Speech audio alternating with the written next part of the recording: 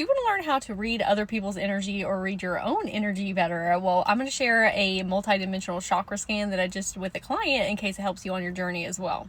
And as always, I'm sharing these with the intention that if you have similar energetics or things that have happened in your soul contract, your Akashic records, it will help key unlock something in your own timeline. To this person's field, and I see fairies, all these fairies, sparkly, just flying everywhere. And I love fairies.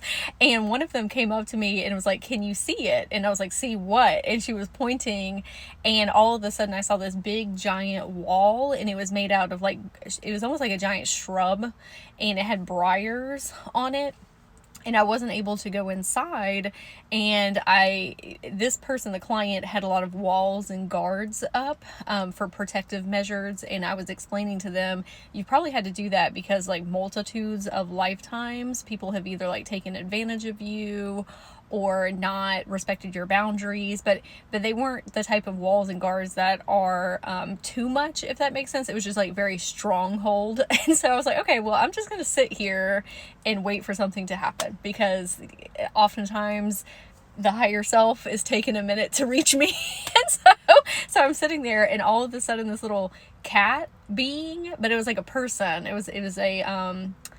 was almost like a little girl, but she had whiskers. She was very cute, and she was a mage, mage type of magic. And I said, "Oh, are you the guardian of her energy field?" And she was like, "Yes." And so I started to follow her. She told me to follow her, and then all of a sudden I was in this hall, and there was all these portraits on the walls, and they were in these gold frames, and I couldn't exactly see who they were. They may have been different timelines, or maybe ancestors.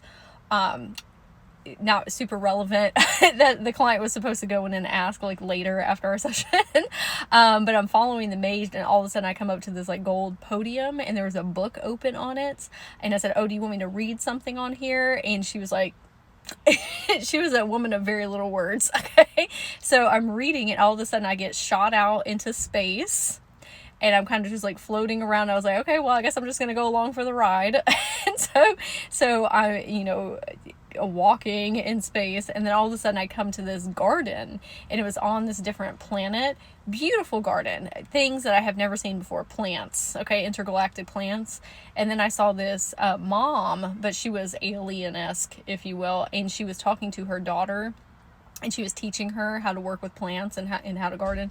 And it turns out that was a different timeline version of my client. She didn't speak with words. It was more like a telepathy. And she was saying that my client is getting ready to up level in her telepathy gifts. Now, telepathy, sometimes we're thinking about oh, I can hear people's thoughts. Sometimes it's that, but a lot of times it's just about reading your own energy and reading other people. And also reading things coming from people's subconscious, or their feelings and thoughts and emotions is what a lot of empaths and light workers are able to do. But telepathy is also picking up on the vibe. And this person's higher self was saying a couple different things, 333 on my phone, that you can do to help you read your own energy or read other people's, is learning how to read auras. Auras are not just colors. I think a lot of people immediately go to that. Reading somebody's aura means lots of different layers within people. It can be things from this incarnation, different incarnations. It can be things going on in their subconscious. It can be their feelings, thoughts, emotions. It's more about reading your energy field as a whole, but then it can also be colors. Learning about chakras, meridian lines, doing qigong, that helps you read your own qi better, which helps you read other people's qi, their life force energy. Learning about channeling. When I was learning how to become a channeler, I would just listen to a ton of other channelers talk about what it means to be a channeler to them. And then I picked up a bunch of different tools and resources and practices, and I also learned that I was claircognizant. And claircognizance is another form of telepathy. All the psychic gifts are kind of a form of telepathy, but claircognizance is the internal knowing. And listening to other channelers, I also realized that I don't see pictures. I don't see mental images. I actually feel images energetically, and I thought that there was something wrong with me because I wasn't able to tap into clairvoyance like other people are. But listening to other channelers, I was like, oh my gosh, there's a whole group of people that channel like I do. And so that really helped me unlock and amplify my gifts. So just listening to channelers talking about their channeling experiences is very beneficial. Then this mom, okay, this intergalactic mom was saying that my client was a mother of children. And what she meant by that was inner children within people feel very safe around her, and she can help inner children tap back into their magic. But they said that's also a double-edged sword, because oftentimes if you have that gift and ability, or if you can hear people's higher selves, just because you can hear somebody's higher self or your inner children does not mean that that person is going to meet you on that plane or make good choices in this timeline, in this time and space. It's like, oh yeah, we perceive that they have wounded inner children inside, or we can't, or sometimes we fall in love with somebody's higher self, but they're not meeting us on the same wavelength here. And so we bypass a lot of red flags, or let people kind of like walk all over us, or we're just overly empathic towards people. And so they were saying that they would have to kind of hone in on that a little bit more so that they don't get taken advantage of. They were also praising them for healing a lot of their own mother wounds, because in order to kind of like be a mother to like other people's inner children, you got to heal the wounded mother things within self. So they had done a really good job in that area. And this is where things got really super exciting. They were exciting before, but so she handed me, the intergalactic being, a device, and it looked like an iPad, almost kind of like a TV remote too. And I was like, is this an iPad? And she kind of like laughed. She was like, no, it's not an iPad. She said that it's advanced technology in order to run diagnostics on people. She said it can perceive all the way through to the cellular like DNA structure. And I said, can I have one of these? And so she had to like ping somebody. I don't know who she was asking. It was like a council of some sort, and she said, yeah, you can have one. And I was like so excited because I can utilize that with other clients. And it's so funny because I just did a chakra scan today, and I'm going to talk about that one, where I utilized this device, this tablet, to help me figure out what was going on with them. So she let me have one. So then I go to this place in the fairy realm, which I had never been to before, and it was just this almost like a room, but it was like outside, and it was just like blinding white light.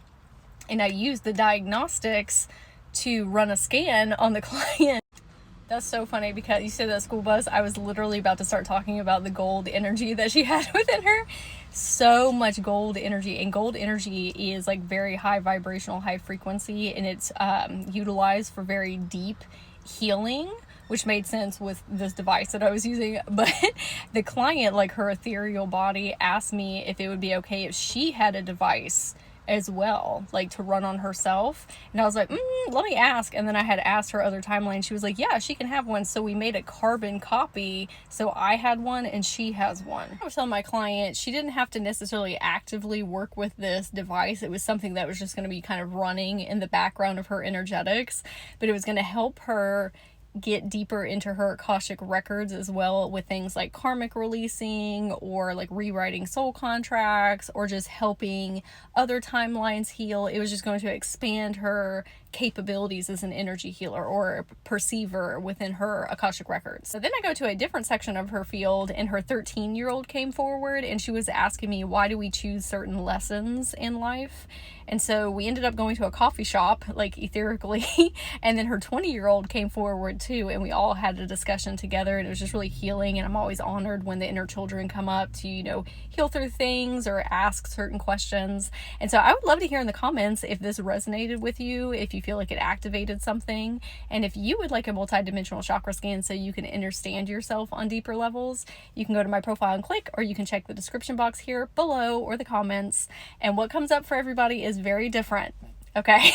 Depending on where you're at on your journey. It can be different timelines, it can be DNA activations, spiritual gift activations, inner child healing, trauma awareness, karmic clearing.